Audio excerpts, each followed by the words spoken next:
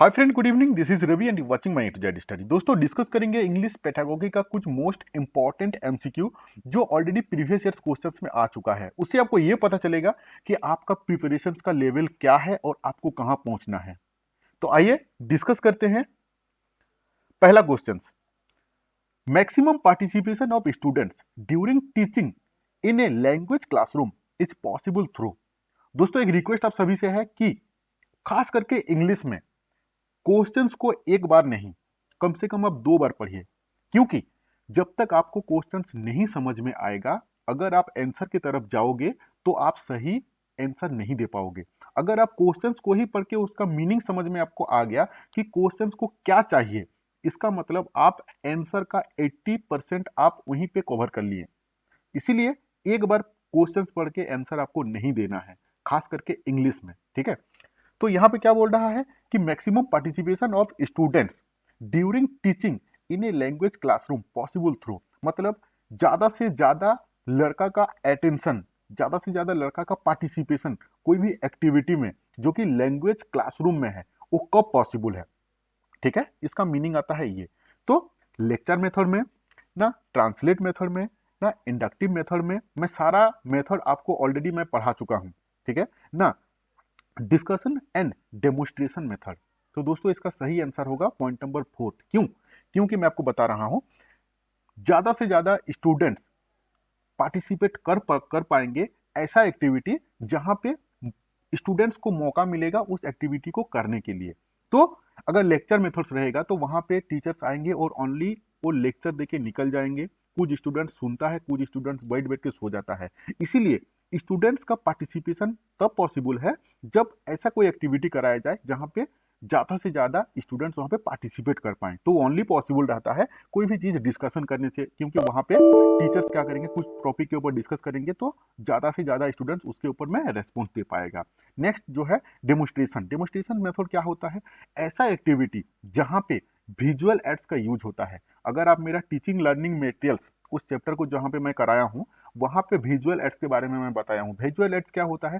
ऐसा एक्टिविटी जो कुछ मतलब स्टूडेंट्स देखेगा उसको। जैसे अगर मान लीजिए कोई एक ऐसा फिजिकल एक्टिविटी कराया कराया जाता है क्लासरूम में, जहां पे कुछ फिजिकली प्रोडक्ट लाके स्टूडेंट्स को दिया जाता है और उस वही प्रोडक्ट के अकॉर्डिंगली कुछ एक्टिविटी किया जाएगा जहां पे बच्चा देखेगा, उसको फिजिकली टच कर सकता है।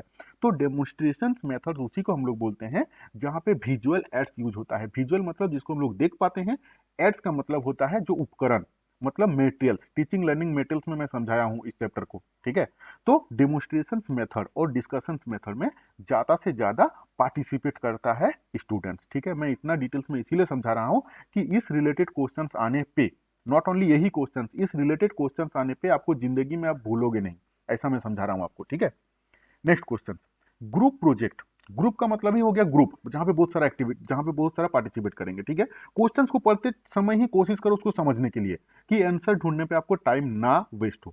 ठीक है, क्या बोल रहा है कि group project work help in developing. जो क्लासरूम के अंदर में ग्रुप प्रोजेक्ट दिया जाता है, पूरा स्कूल पूरा क्लास को ना 3 से 4 डिवाइड कर दिया जाता है, 4-5 ग्रुप में डिवाइड कर दिया जाता है, वो छोटा छोटा एक्टिविटी दिया जाता है। उसमें क्या होता है, उससे क्या होता है, क्या डेवलपिंग होता है। ठीक है, क्या होता है, a high level of ambition to achieve, कुछ एक हाई लेवल एम्बिशन अचीव करता है स्टूडेंट्स लोग ना। Collaboration, critical thinking and problem solving, ये होता है।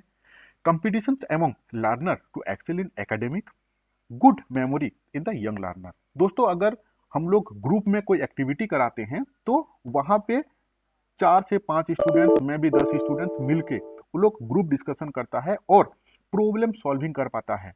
कोई भी चीज का प्रॉब्लम एक तो दिया जाता है, उसको सॉल्विंग कर पाता है। साथ में क्रिटिकल थिंकिंग होता है, क्योंकि बच्चा 10 टाइप का चीज वहां पे सोचता है। 10 बच्चा डिस्कस करता है कि क्या होगा, कैसे होगा, और कोई भी चीज का क्रिटिकल थिंकिंग इसको बोलते हैं। कोलैबोरेशन मतलब एक दूसरे का सहायता से उसको सॉल्व करते हैं। क्वेश्चन को समझिए, आंसर को समझिए, आपका एक भी आंसर आपका गलत नहीं होगा। ठीक है, नेक्स्ट क्वेश्चन क्या है, while teaching English a teacher is not able to draw attention of some students sitting in back. क्या बोल रहा है, जब टीचिंग इंग्लिश, जब इंग्लिश क्लास में a teacher is not able to draw attention, attention नहीं दे पा रहा है उसका कुछ स्टूडेंट्स को जो कि बैठे हुए हैं सिटिंग इन द बैक, मतलब इंग्लिश क्लास का पीछे में कुछ स्टूडेंट्स बैठे हुए हैं जहाँ पे टीचर उनको अटेंशन नहीं कर पा रहा है, teacher is not able to draw attention, teacher उन स्टूडेंट्स को अटेंशन नहीं दे पा रहा है कि वो लोग सुन रहा है ना आपस में बातचीत कर रहा है ना कुछ दूसरा काम कर रहा है, ठीक है। तो उस कंडीशन पे टीचर्स को क्या करना चाहिए, सी उस कंडीशन में क्या होना चाहिए, सी शुड, उसको क्या करना चाहिए, इसका आंसर क्या होगा, engage them by asking questions, उन लोगों को एंगेज करो, कैसे एंगेज करोगे ना, आस्किंग क्वेश्चंस, क्वेश्चंस पूछ के, and evaluating her teaching method, और क्वेश्चंस करने के बाद अगर आपको उस बच्चा से आंसर नहीं मिल पा रहा है, so in that time you have to evaluate on their own teaching method, जो टीचिंग मेथड आप यूज कर रहे हो is it appropriate for the students, are they able to listen और are they able to understand, जो कि आप समझा रहे हो, इसका मतलब आप जो टीचिंग मेथड यूज कर रहे हो उसके ऊपर क्वेश्चन आ जाता है, ठीक है। तो इसका सही आंसर होगा पॉइंट नंबर 1 कि आप स्टूडेंट को क्वेश्चंस पूछो, और अगर वो आंसर दे पा रहा है कि नहीं दे पा रहा है उसके ऊपर आप खुद जजमेंट करो, एवेल्युएट करो, छानबीन करो किसको, हर टीचिंग मेथड्स को, ठीक है। खुद का जो टीचिंग मेथड आप यूज कर रहे हो उस क्लास में, जो मेथड आप यूज कर रहे हो उस मेथड को आपको एवेल्युएट करना पड़ेगा, अगर बच्चा नहीं समझ पा रहा है तो आपको टीचिंग मेथड्स को चेंजिंग करना पड़ेगा, और दूसरा टीचिंग मेथड्स आपको यूज करना होगा जिससे बच्चा समझ पाए 100% स्टूडेंट्स, ठीक है।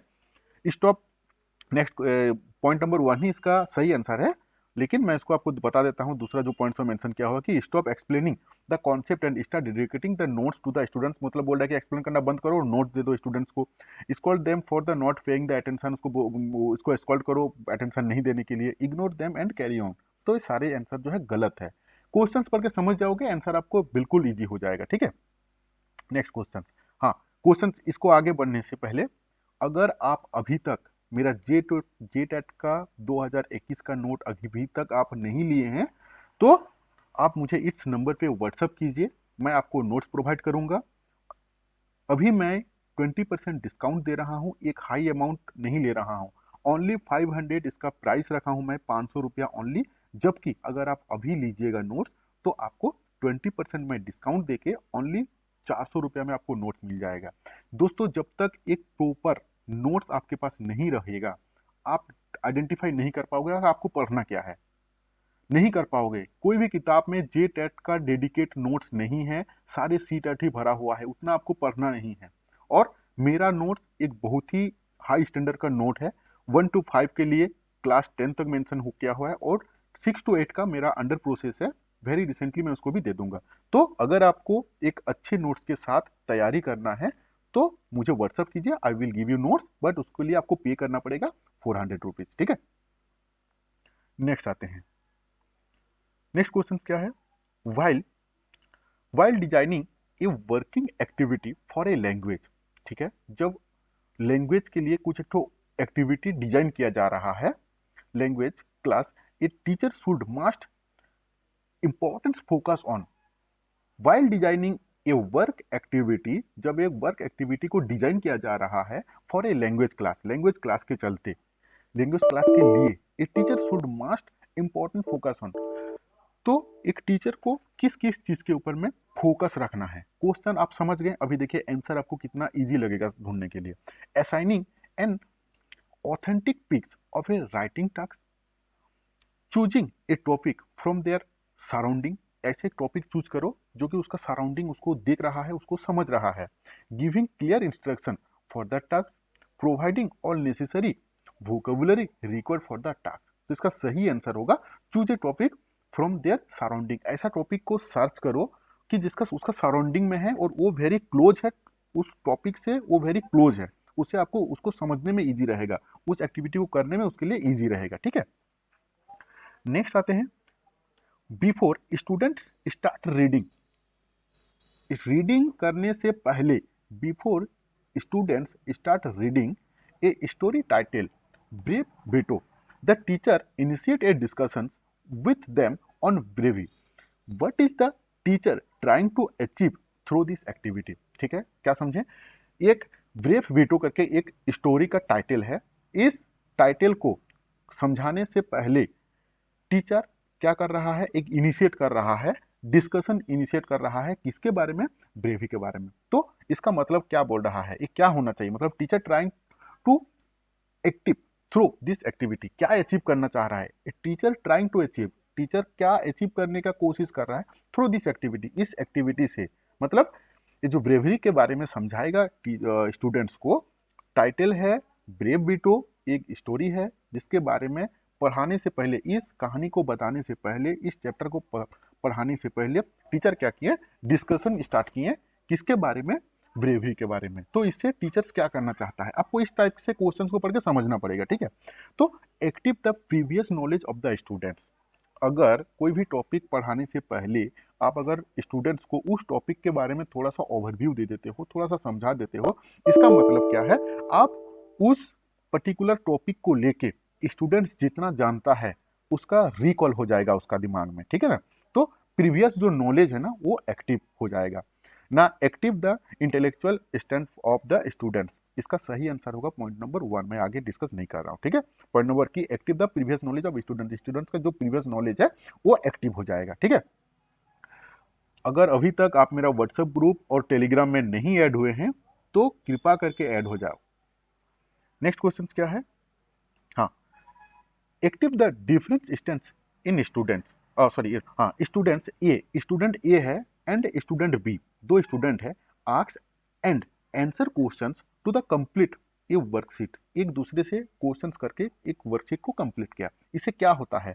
एन, ये क्या प्रोसेस है? An information transfer activity, a role play and information gap activity, a controlled interview. दोस्तों ये दो स्टूडेंट्स अगर क्लासरूम के अंदर में खड़े होकर बात मतलब एक दूसरे को क्वेश्चंस करके एक क्वेश्चन एक वर्कशीट को अगर वो लोग कंप्लीट करता है तो ये क्या हो गया आपका? An information transfer activity. इसका आंसर होगा पॉइंट नंबर 1, ठीक है।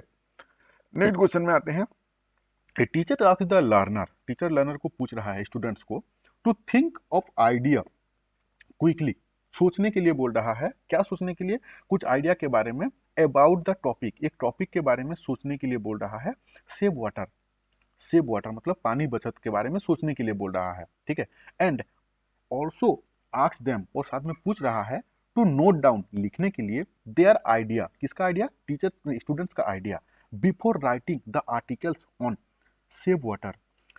टीचर क्या कर रहा है? बोल रहा है कि एक टॉपिक दे रहा है टीचर जिसका नाम है सेव वाटर, पानी को, पानी का संरक्षण, ठीक है। अब बोल रहा है कि इस टॉपिक का आर्टिकल्स लिखने से पहले, उसको लिखने से पहले कुछ उस टॉपिक के बारे में सोचो और सोच के पॉइंट आउट करो।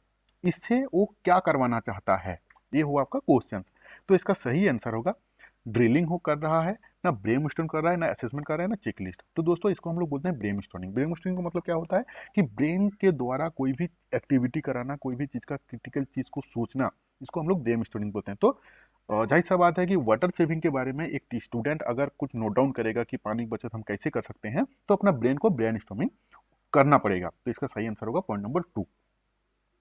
नेक्स्ट है story telling should be use frequently in classroom because, देखो स्टोरी टेलिंग, कहानी बोल के पढ़ाना और पढ़ाना इस फ्रीक्वेंटली क्लासरूम में होना चाहिए। क्यों? It's previous space for teachers to engage in their academic task, कोई मतलब नहीं है एकेडमिक टास्क से इसका। It lies the foundation of logic understanding and imagination. जी हाँ, अगर जब हम लोग टेलिंग स्टोरी मेथड से जब हम लोग पढ़ाते हैं, उस मेथड से क्या होता है कि समझना, बच्चा समझ पाता है और इमेजिनेशन उसका बढ़ जाता है, क्रिएटिविटी आता है। इमेजिनेशन मतलब कोई भी चीज उसके बारे में सोचता है। अगर हम लोग समुद्र के बारे में पढ़ाते हैं तो कहानी बताते हैं तो बच्चा इमेज कर लेता है कि हाँ समुद्र क्या होता है, और रिलेटेड टू डिस्कशन करता है समुद्र को लेकर, ठीक है। तो इसका सही आंसर होगा point number 2। Next, Sunita a teacher of class 2, Sunita जो है क्लास 2 का टीचर है। Is presenting language item, language item के लिए वो प्रेजेंटिंग कर रहा है in her instruction and the learner are doing exactly as she is telling them to do. What is she practicing? मतलब सुनीता जो है क्लास 2 का एक टीचर है जो कि एक प्रेजेंटिंग कर रहा है लैंग्वेज आइटम के ऊपर में, और वो जैसे जैसे बोल रहा है स्टूडेंट लोग वैसे ही कर रहे हैं। And the learner are doing, learner कर रहे हैं exactly as she is telling, जो वो बोल रहा है वही चीज वो लोग कर रहे हैं, ठीक है ना। तो ये क्या प्रैक्टिस कर रहा है? What is she is practising? तो communicative language method, total physical respond, direct method, audio language method, ठीक है ना। तो इसका सही आंसर होगा टोटल फिजिकल रेस्पॉन्स। मतलब टीचर जो बोल रहा है फिजिकली स्टूडेंट्स लोग भी वही करते करते जा रहा है as per instruction of the Sunita. तो इसका सही आंसर होगा पॉइंट नंबर 2। ठीक है ना। नेक्स्ट क्वेश्चन है, according to the observation in the national curriculum framework NCF 2005 के accordingly in English is a dash language in India.